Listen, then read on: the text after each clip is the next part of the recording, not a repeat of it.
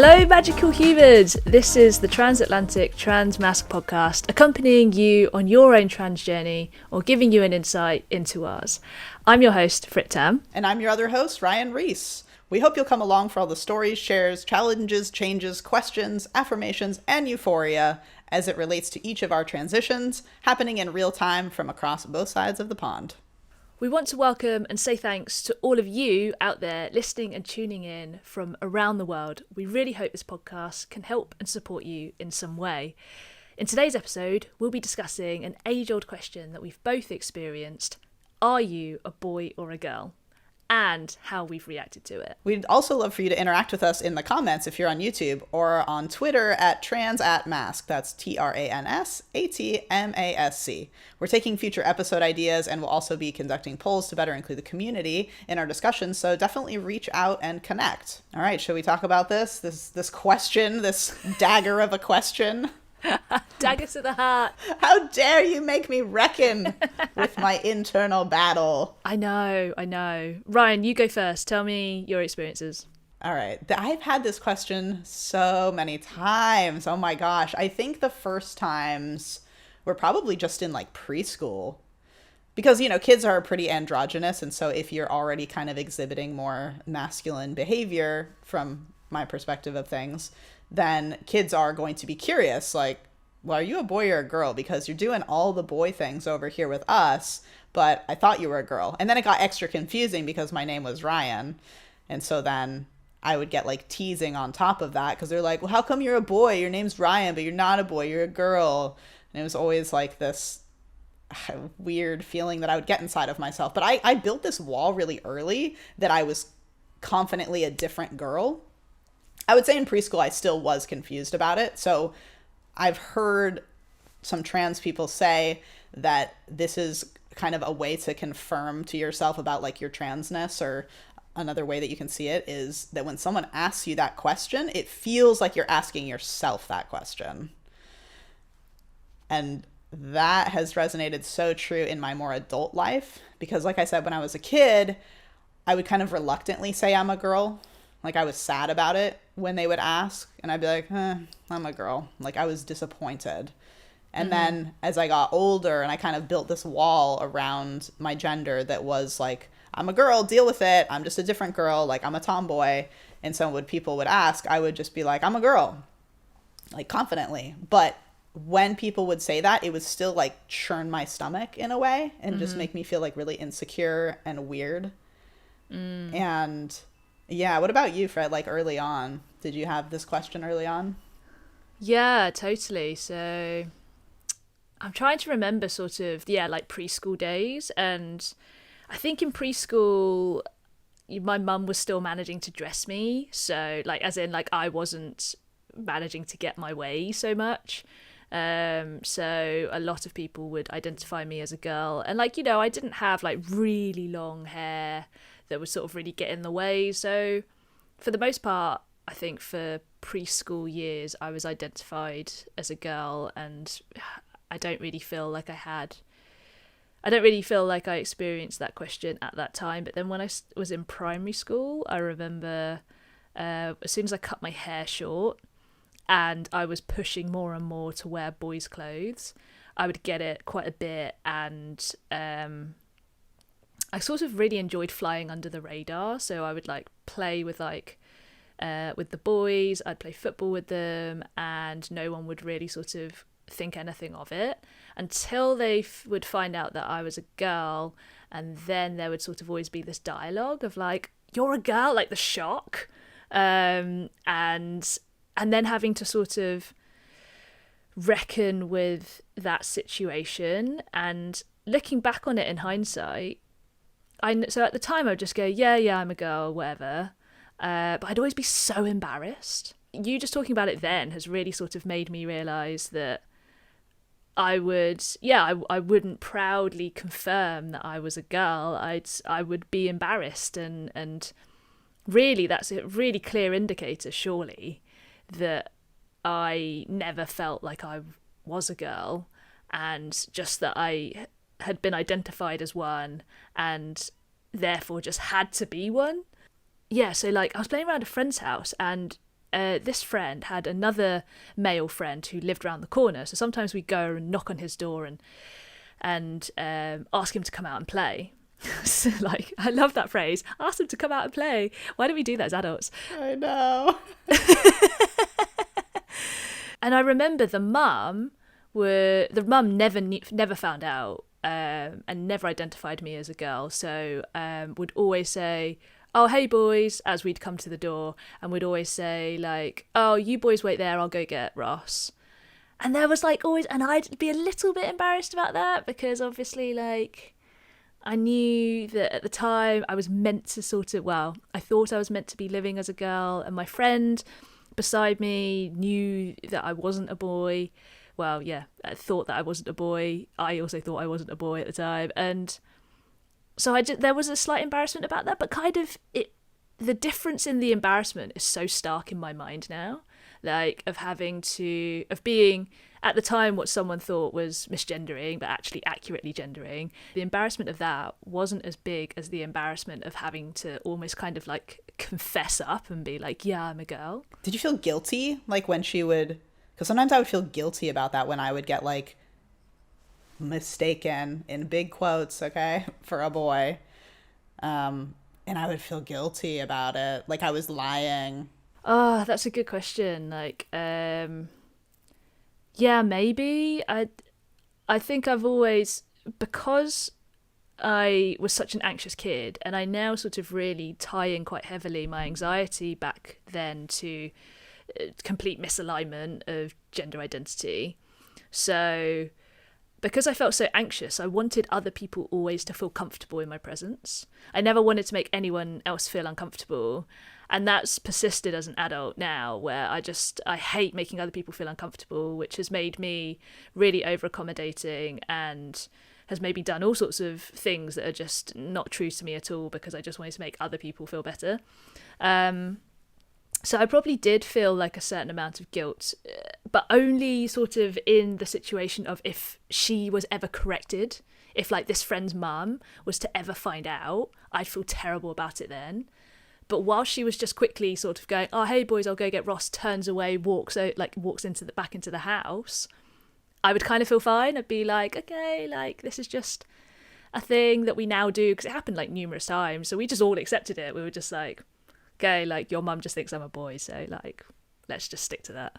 I have to say that's really cool of your friends. Like obviously they were real friends, because that they weren't like teasing you, because sometimes that would happen to me too, where they'd be like, all the boys, da da da da da, and if I was standing with them, they'd be like, she's not a boy, you know, and they'd like point me out and embarrass me. I think like as I got older and the physiological differences started to occur, then it sort of became more of a thing of, I think, sort of like there was like a boys' pride of like, we're boys and you're girls.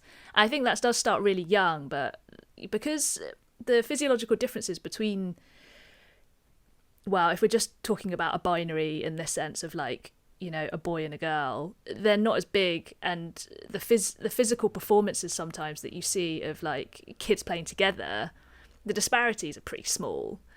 You start sort of moving into older years and adolescence, and those disparities start to become bigger. So then there really was like more of a feeling of like, you know, if I was like a girl playing with the boys, it was kind of like, oh, well, you know, you can come play, but, and, you know, there was always this kind of, it wasn't sort of this like open arms, yeah, sure, come and play. And it was interesting when it happened the other way around, where like I played on like a sort of a development squad in football for young women, I guess you would call them, because we're kind of in that sort of teenage stage. And loads of the young women on that team actually thought I was a boy. I found out. I didn't know, because I had short hair, I wore boys' clothes, I was just kind of scrawny, and then later on I found out that, yeah, like loads of them just thought I was a boy who just happened to be playing on their team for a bit. It's like, okay, like what? That's hilarious. But that's kind of cool. That must be affirming to you too, to know that like, I mean, sometimes I look back at my past and think, oh, I wish I had started transitioning earlier, because like you were saying, in that younger age where it's still kind of like, can you tell the difference? Like I would have been able to be read as myself so much more easily, given the age. I have the same thoughts. Yeah. Did you ever have the experience too where people would like make an exception for you? And I feel like that was always kind of weird for me. So like an example would be that you're playing with the boys and some new boys come in and they're like, what? Like there's girls playing with us today? And they're like, oh no, like she's different. Like she's cool. Like she can play with us, kind of thing. Like they'd make an exception for you, which like, okay, that's nice that they're not just like, you're a girl, get out. But at the same time, for me, I still felt like an outsider. Like I wanted to belong just as like a normal kid, and I could never do that. Did you have that too? No, strangely, I never had that experience because my group of friends tended to be a mix of girls and boys anyway, or you know what we sort of assumed, who we sort of assumed to be girls and boys at the time. So one of my best friends was a girl called Chris, and she was like the school's best footballer at the time. So there was always this acceptance of, well, Chris is definitely going to play because she's like the best footballer in the school, which then just kind of opened it up as like, yeah. So it just kind of opened it up. But I remember sort of going away to things like football camps and stuff like that. And there just being this thing of, I guess, not really feeling like I fitted in because, yeah, I didn't feel like I was one of the boys. And even if there were like girls at this like football camp, I also didn't really feel like them. And I think I just at the time was like misidentifying it partly as like I don't know, something to do with my ethnicity. That was one thing that sometimes would stick out in my head of like, do I just feel different because I'm Chinese? But I think the bigger thing was probably more just that like I didn't feel comfortable in myself, and therefore I didn't feel like I could just confidently walk into this room of other kids who we're all there to do the same thing. But yeah, I felt like because I was putting forward like an anxious exterior, then some kids would kind of pick up on that and be a bit like, without being able to articulate it, like the vibe I feel around you is weird. And that vibe was anxiety. And for the most part, though, I had a pretty trouble-free childhood. I'm really fortunate that, you know, I rarely got picked on. I had a handful of moments where things happened, but I think because I was best friends in both schools that I went to, I was best friends with like the kid you don't mess with. So then they were like, okay, well, we can't pick on Frit because otherwise we're going to get beat up by their best friend. That's good. You like built your like posse around you. Yeah, like... without intending to. Yeah, exactly. Yeah, but you were surviving. You created a protective kind of like, protective barrier with your friends, which is great. That is good. We should have people that have our backs. Yeah, so sports have been a big place for me too, to kind of get this question of, are you a boy or a girl? Or to be taken for a boy. So one of my main sports was ice hockey. And when you're in all the equipment, especially if you have short hair, you really can't tell if you're a boy or a girl. And so a lot of times, if you don't have that ponytail out the back, especially when you're younger, people will just think you're a boy, for me at least. And there's like a few different memories that I have that are like really, really embedded. And one of those was in high school when I played on a girls' team. And I mean, I could talk about this too, of like how I really wanted to be on the boys' team, but like I was on the girls' team, but I was also like thankful to have a girls' team. And I always felt more comfortable around girls than guys. And that's a whole other conversation as well. But so I was playing on a girls' team. And we were playing a boys team. And usually when we'd play the boys teams, we wouldn't play like full checking hockey, because girls hockey isn't checking. Like it's still very physical, but you can't just like lay someone out in open ice. So sometimes when we play the boys teams, like it's hard for them to get out of the habit, of not playing like full check. And we were playing, and I don't know if we had like an inner like mix. No, I don't think we had mixed the teams at all. But somehow this guy like hit me pretty hard. And he was like, oh, sorry, like, I thought you were a guy. And I remember in that moment, I was like, no, I kind of liked that. Like, I liked that you mistook me Do it again. and like played. Yeah, do it again. Hit me again. Check me again. I can take it. But there was like this little moment of euphoria of like, I liked you seeing me as a guy because that obviously is what I'm feeling inside. But again, there was also this kind of like embarrassment. Like, you keep coming back to this like embarrassment feeling of like, haha, like, oh no, I'm a girl. I just have short hair. So that was like one instance. There was like that's happened multiple times where people thought they mistook me for a guy. Like, even playing adult hockey, sometimes like the older guys would like rough me up bad, and then I'd say something and they're like, oh shit, like I didn't realize that you're a girl, like sorry. And I was like, no, like you can still play hard against me. And I'm sure many other like women would say that too, right? Like, you don't want to be like coddled when you're playing a sport. But for me, it was something deeper that like I liked that was happening. And then when I was coaching, especially when I'd have like my helmet on and like you're just wearing like the sweatsuit, like everybody wears the same thing. I had a few different times where like parents thought I was like, they thought I was a guy. And so they would, and my name's Ryan. So again, it can kind of it was confusing for them. But like my coaches would always have to be like, oh, no, like Ryan's not a guy. Or like they would think I was like 16 years old. Like they'd be like, how are you coaching? Like, shouldn't you be in school right now? And I'm like, I am an adult. I am 28 years old. They would literally think I couldn't drive. So like moments like that where I would kind of get this like, you know, in their head, then they were suddenly like, wait, boy or girl? And then with the kids, the little kids that I would coach, a lot of times I would get that question, are you a boy or a girl? And so much of the time when I would say girl, I felt this like sinking feeling inside of me, like just disappointment, like I'm a girl. You know, I feel like that kind of confidence of like being a different girl was like starting to fade away because this is a little bit more recent.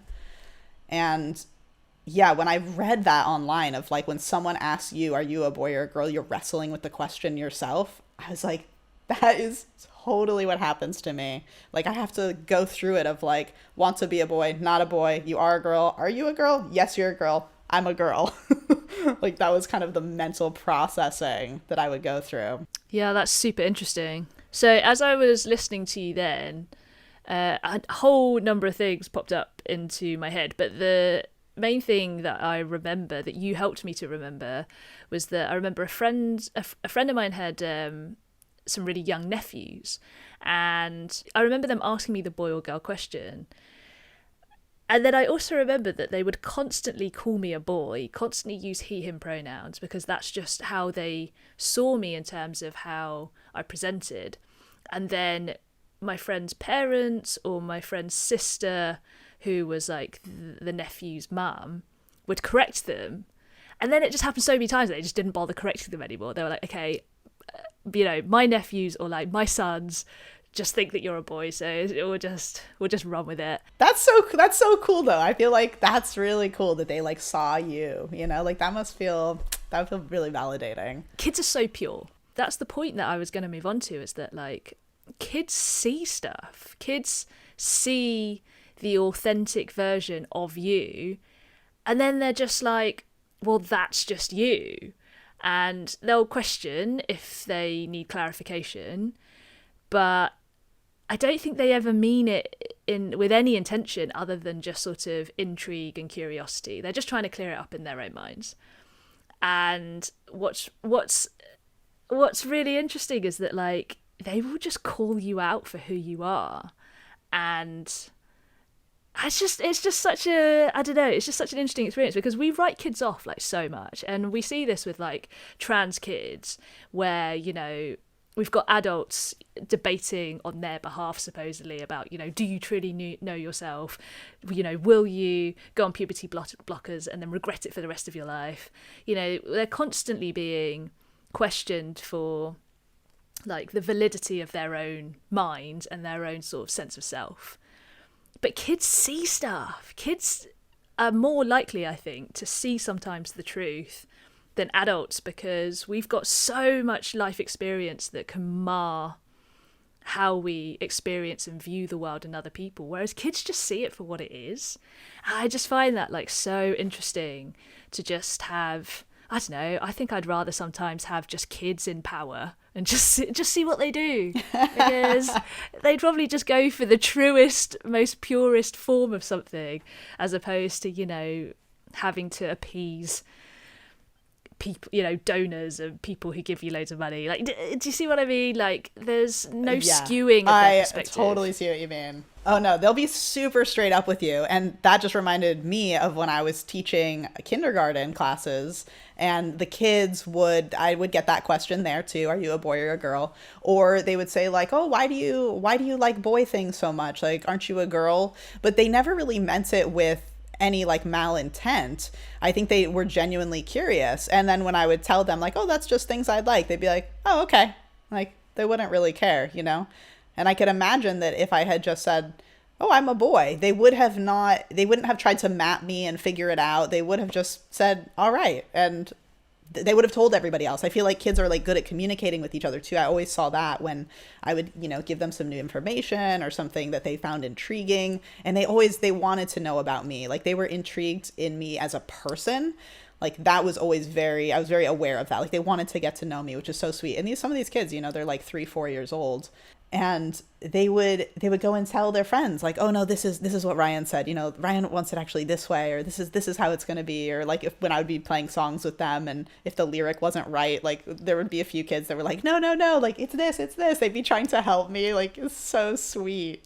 So I totally agree with you. Kids, yeah, maybe kids should be running the world. We should be asking them for their advice, because they do so much off of their like heart and their intuition, and they haven't been kind of put all this like cultural pressure. All the cultural pressure hasn't been just doused on them yet. There's one question I wanted to ask you, which is, have you ever had someone show an interest in you romantically because they thought you were a boy? Because I have, so I'm wondering what your answer is. Oh, I'm thinking about this. If anyone has like, I think there's been moments, it's hard to say, but not specifically that someone like mistook me and then I had to correct them. But I feel like maybe just like vibes that I have gotten from someone, and then they realized, you know, that like I wasn't a guy. Ooh, I'm curious to hear your story though. Do tell. Okay, so I'll keep it short. I used to work, my very first job was in Pizza Hut, and I was waiting tables there, and towards the end of a shift, I found out that a colleague of mine had been asked by some remaining customers, like they were sort of the last ones to leave, which is what makes it even more awkward. So they were sort of, I remember exactly where they were sitting. They were sitting in like this... what do you call the tables that like are not, booth? I want to call them, yeah, booths, thank you. So they were sitting in this booth in the corner beside the fire exit, and turns out that one of them, who I assume identifies as a woman, asked my colleague if I was single and if they could have my number. But they used he, him pronouns, so my colleague corrected her, and then she withdrew her offer, and then I was like, well, now I can't step outside until they leave. I'm like so embarrassed about it. I've seen it happen to someone else, actually, now that you're telling that story. That it happened in a restaurant too. I kind of mentioned her before on my hockey team. She like had really short hair, she dressed really boyish, and that kind of gave me permission to like do that. But sometimes people would think that she was a boy and that like she and another girl on the team were like dating, and she would be like, oh no, like I'm a girl. And I always remember like seeing that and being like, oh, that's just what I have to do. Like if people mistake me for a boy, you just like confidently tell them that you're a girl, because she seems so confident about it. Like I should do that. Like I was always looking for like the outside in. But yeah, like I was embarrassed for the situation happening, because I remember thinking like, oh, what if that happened to me? Like what would I feel like? And then you're like, I lost my date. What happened? Like I was about to Yeah. Also, part of me was like, why couldn't the date just still happen? Yeah, why can't we, like, it's still me. We had a connection. Come on. Seriously, yeah. So yeah, I don't know, that memory is like engraved forever, I think these are really cool. You've had a lot of moments where you really were being read correctly, and obviously at the time you felt kind of insecure or like embarrassed about it, but I think that that's really boding well for the future. And I have to remember that too. So. Like I think that with us, with doing the physical changes that we kind of talked about in the testosterone episode, if you haven't seen that episode, you should click up here. You can watch it. But we're just talking about how those changes are going to kind of bring about maybe what we could have had in our youth, where like we, even just dressing more boyish, I think we could have had, you know, like the passability. Ugh, what a terrible word, but you get it. And now knowing like, okay, I'm getting older, so it's not as easy. Because I noticed that doesn't happen as often. I mean, you're a little bit younger, but I have noticed that the are you a boy or a girl question hasn't come up quite as much. But now I think it will. Now I think with the changes, it's people are going to, probably kids once again, will be asking me. And I can now answer correctly. I'm a boy. Oh my God. That's crazy that I get to answer like that. It's weird still. I know, the novelty. It feels, this is the imposter syndrome thing too, where you like still kind of have like the remnant guilt or like embarrassment. Yeah. But I think that's why I have to like lean into being a trans guy. Like for me, I do want to, obviously we're doing this podcast, like I want to be open about it. I think if I was going stealth, I don't know if I could do that. I don't know if that would work for me, but I get why people do it 100%.